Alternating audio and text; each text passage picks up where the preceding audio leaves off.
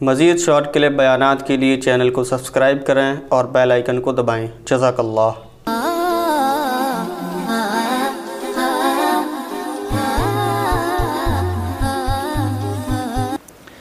مفتی صاحب ذرائع نہیں ہیں شادی کے تو گھر والے منع کرتے ہیں شادی کرنے سے۔ مفتی صاحب شادی کرنے کے لیے کوئی روزگار نہ ہو تو کیا کریں اور ابا بھی ذمہ داری نہیں اٹھاتے؟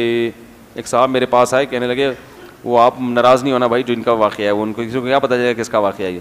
وہ کہنے لگے یار وہ مفتی صاحب یہ بندہ جو ہے نا یہ گھر سے باہر نکلنا چاہتا ہے۔ میں نے کہا کیوں؟ کہہ رہا ہے اس کی سمجھ میں ابا نہیں آ رہے، اس کی سمجھ میں ابا نہیں آ رہے۔ تو میں نے آج ان سے پوچھا ابا آ گئے؟ انہوں نے کہا ابا نے ان کو ایک انجیکشن لگایا جس کی وجہ سے اب ان کو ابا سمجھ میں آنا شروع ہو گئے۔ تو میں نے کہا عجیب دور ہو گیا کہ یار پہلے تو باپ کہتا تھا کہ میری سمجھ میں بچہ، مجھے بیٹا سمجھ میں نہیں آ رہا، اب بچوں کو، یہ قیامت کی علامت ہے یا نہیں؟ بچوں کو ابا سمجھ میں نہیں آ رہے، یعنی بچے چاہ رہے ہیں ابا کس کے حساب سے چلیں؟ ہمارے حساب سے چلیں۔ تو بھائی شادی سے منع کرتے ہیں، آپ کر لیں، باقی وسائل نہیں ہے تو آپ کو کوئی رشتہ ہی نہیں دے گا تو کیسے کریں گے؟ اگر رشتہ مل رہا ہے تو آپ کریں، رشتہ نہیں مل رہا تو بھائی شادی صرف آپ کے کہنے سے نہیں ہو جاتی۔ لڑکی والے وسائل دیکھتے ہیں اور ان کا حق بھی بنتا ہے کہ وہ وسائل دیکھیں، تو ہم آپ کو ترغیب دیتے ہیں آپ ٹرائی کرتے رہیں، لڑکی والوں کو ترغیب دیتے ہیں کہ آپ جلد بازی نہ کریں، بندے کو دیکھ کے دیں، تو دونوں اپنا کام اور اپنی ذمہ داری پوری کریں۔ سمجھ رہے ہیں؟ پھر قرآن نے کہا ہے کہ جن کو رشتہ نہیں مل رہا، استطاعت نہیں ہے، تو ایک دوسرا آپشن بیان کیا کہ وہ عفت اور پاک دامنی سے زندگی گزاریں، برائیوں میں پڑنے کی کوشش نہ کریں، ان قریب اللہ ان کے لیے انتظام کر دے گا۔ مفتی صاحب یونیورسٹیوں میں لڑکیوں میں پڑھتے ہیں تو رغبت پیدا ہوتی ہے تو ابا کو شادی کا بولو تو منع کرتے ہیں، دوستی لگانے سے بھی منع کرتے ہیں۔ ابا سے شادی کی اجازت لینا ضروری نہیں ہے، یہ بہت اچھی طرح سمجھ لو۔ ابا کو صرف یہ حق حاصل ہے کہ وہ بولیں بیٹا تو شادی تو کر رہا ہے لیکن میری مرضی سے کر لے تو مجھے زیادہ خوشی ہوگی، تو بیٹے کو بھی چاہیے کہ جہاں ابا کہہ رہے ہیں وہاں کر لے، یہ زیادہ اچھی بات۔ لیکن ابا یہ کہیں کہ تو نے ابھی شادی کرنی ہی نہیں ہے اور آپ کہو کہ میں اپنے خرچے پہ کر رہا ہوں، تو ابا کو پھر روکنے کا حق نہیں ہے۔ کل ایک صاحب آئے، انہوں نے کہا کہ میری والدہ کہتی ہیں اگر تو نے شادی کی تو میں خودکشی کر لوں گی، میں یہ کر لوں گی، میں وہ کر لوں گی۔ میں نے کہا آپ شادی کر لو، ماں کو آپ سے شادی سے روکنے کا حق بالکل بھی نہیں ہے۔ یہ میں اس لیے بتا رہا ہوں کہ والدین کی بھی ایک کیا ہے باؤنڈری، اور وہ لڑکا گناہوں میں، مجھے پتا ہے وہ جا رہا ہے گناہوں میں، زنا کی طرف جا رہا ہے۔ میں نے کہا آپ کی والدہ نے آپ کو شادی سے روکا اور آپ سے اگر گناہ ہو گیا نا تو قیامت کے دن یہ عذر نہیں چلے گا اللہ کے سامنے کہ میری امی نے منع کیا تھا۔ اللہ کہے گا جب میں خدا ہوں، ماں کی نعمت کس نے دی ہے؟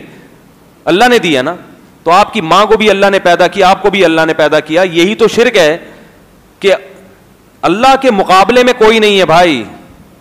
یہ والدین کو بھی سمجھ لینا چاہیے کہ ہمارا بہت بڑا حق ہے مگر اللہ سے کم ہے۔ تو نکاح کے معاملے میں اس میں تو والدین کی اطاعت کی جائے گی کہ کہاں کرنی ہے شادی، اس میں تو ہم مشورہ یہی دیتے ہیں آپ کی میں کم عقل ہے، ماں باپ زیادہ اچھا جانتے ہیں، ان کو فالو کرو، لیکن کرنی ہی نہیں ہے یہ والدین کو رائٹ نہیں ہے۔ آپ اگر اپنے خرچے ابا سے پیسے مانگ رہے ہو تو حق ہے اس کو روکنے کا، بیٹا میرے ذمہ تھا تمہیں پال پوس کے جوان کر دینا، کھلا دینا، تمہاری شادی کا خرچہ میرے ذمہ نہیں ہے، یہ کہہ سکتا ہے ابا۔ لیکن بیٹا اپنی تنخواہ پہ کر رہا ہے، پھر باپ کو بھی روکنے کا حق نہیں، ماں کو بھی نہیں، بھائی کو بھی نہیں، بہن کو بھی نہیں، پڑوسیوں کو بھی نہیں، امام صاحب کو بھی نہیں، کسی کو بھی نہیں ہے، بلکہ ترغیب ہے شریعت کی کہ کر لو۔ تو میں ایسے نوجوانوں کو کہتا ہوں کہ اس سے پہلے کہ زنا میں پڑھو، برائی میں پڑھو، گناہوں میں پڑھو، کر لو، ابا اماں کو سمجھاؤ، مناؤ، مان جائیں ٹھیک ہے، نہیں تو کر کے بتا دو ابا ہو گئی ہے، آپ میرے ابی ابا ہیں، میں آپ کے ساتھ اچھی طرح سے بات کروں گا، بہو کو گھر میں رکھ لیں ٹھیک ہے، نہیں تیار ہوتے میں الگ گھر لے کے رکھ رہا ہوں۔ یہ کرنا پڑے گا آپ کو، سمجھ رہے ہیں؟ اتنا کانفیڈینس پیدا کرنا پڑے گا، کچھ نہیں ہوتا، کوئی طوفان نہیں آ جاتا، آپ نکاح کرو، میں پوری ذمہ داری کے ساتھ کہہ رہا ہوں آپ کو، اس کا ذمہ دار کون ہے قیامت کے دن کا؟ کہ میں ذمہ دار ہوں انشاءاللہ، اور ہمت کر کے کرو، یہ ماں باپ نہیں کرنے دیں گے بھائی، ماں باپ کو آخرت کا خوف نہیں ہے، وہ نہیں جانتے شریعت، وہ یہی ہے، بڑی والی بیٹھی ہوئی ہے تو بڑا بھائی بیٹھا ہوا ہے تو تین بھائی اوپر بیٹھے ہیں، ان کو کس نے کہا بیٹھنے کو بھائی، وہ کھڑے ہو جائیں، ابھی تیرے تین بڑے بھائی بیٹھے ہوئے تجھے شرم نہیں آتی؟ ان سے بولو اماں مجھے اکیلے گھومتے ہوئے شرم آتی ہے، مجھے جو ہے نا یونیورسٹیوں کا ماحول کیسا ماحول ہے، کیا حالات ہیں، اس میں اپنے آپ کو گناہوں میں دھکیل رہے ہو، ایک دفعہ زنا میں پڑ گئے پھر اس دلدل سے نکلتا نہیں ہے انسان. ماں باپ کو تو پتہ ہی نہیں ہے, وہ تو ہمیں پتہ ہے والدین کی اولادوں کے حالات کیا چل رہے ہیں. اگر ان کے ماں باپ کو بتا دے وہ تو ٹینشن سے مر جائیں کہ ہمارے بچوں کی حرکتیں کیا ہیں. تو ان کو پتہ ہی نہیں ہے, پرانے ہو گئے بیچارے, اللہ ان کو اور عمریں لمبی عطا فرمائے. وہ اپنے زمانے کے لحاظ سے دیکھ رہے ہیں کہ وہ جب ہمارے ہم کو تو ابا پہلے کیا ہوتا تھا, ابا بیٹے سے کہتے تھے بیٹا شادی کر لو, بیٹا 6 مہینے تک شرماتا رہتا تھا. وہ ابا اپنے حساب سے نا وہ یہ سمجھ رہے ہیں کہ جیسے میرے ابا نے مجھے شادی کا کہا تھا تو مجھے ایک دم شوق لگا تھا, یہ کیا ہو گیا, اور پھر وہ شرماتا رہا تھا میں 6 مہینے. اب ایڈوانس ہو گیا حساب کتاب, ٹھیک ہے نا, اب وہ دور نہیں ہے. ویسے بھی شریعت کی ترغیب ہے, جب اللہ اس کے رسول نے ترغیب دے دی تو ختم. تو وہ اب نہیں, اپنے آپ کو گناہوں میں مت دھکیلو, برائیوں میں مت پڑو. ایک دفعہ پڑ گئے بڑی مصیبت ہے. اس دلدل سے چرس اور ہیروئن کا نشہ, اسے چھوڑنا آسان ہے, لیکن کسی کو یہ ان حرام کاریوں کا نشہ لگ جائے نا, اس دلدل سے نکلنا ناممکن نہیں ہے, لیکن مشکل بہت ہے. تو اس لیے اپنے آپ کو بچاؤ اور ہمت کرو, ہمت. مودی صاحب یونیورسٹی میں لڑکے ہو گیا, اور لڑکیوں کو دیکھا نہیں کرو یونیورسٹی میں جا کے پڑھنے کے لیے. تمہارے باپ نے تمہیں وہاں بھیجا ہے, لڑکیاں دیکھنے کے لیے بھیجا. وہاں نظر نیچی کر کے پڑھا کرو اور پتلی گلی سے نکل آؤ. دیکھنے میں سوائے ٹینشن کے کچھ بھی حاصل. گناہ میں پڑ گئے تو ایک عذاب ساری زندگی کا, اور نہیں پڑے تو ویسے ہی دماغ کیا ہوگا, خراب. تو بہتر نہیں ہے کہ جاؤ تمیز سے منہ نیچے کر کے, اور دل میں یہ جذبہ رکھو, منہ نیچے کر کے نا پڑھتے رہو بس وہاں بیٹھ. دل میں جذبہ رکھو کہ یار یہ سارے لڑکے تو جھانکا تاکی میں لگے ہوئے ہیں, یہ کیا ہے.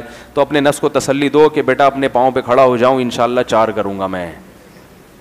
کیا کروں گا میں, دیکھتا ہوں, کسی کی نہیں سنوں گا. ابے ان لوگوں نے مجھے روک دیا, اور اب جو ہے نا سارے دنیا کے مزے یہ لوگ اڑا رہے ہیں. میں اپنے آپ کو باؤنڈ کر کے مفتی صاحب کا بیان سن کے بس ادھر اپنے ٹیچر کو میں نے فوکس کیا ہوا ہے. تو کوئی بات نہیں, مفتی صاحب کی آدھی بات نہیں, میں پوری بات لوں گا.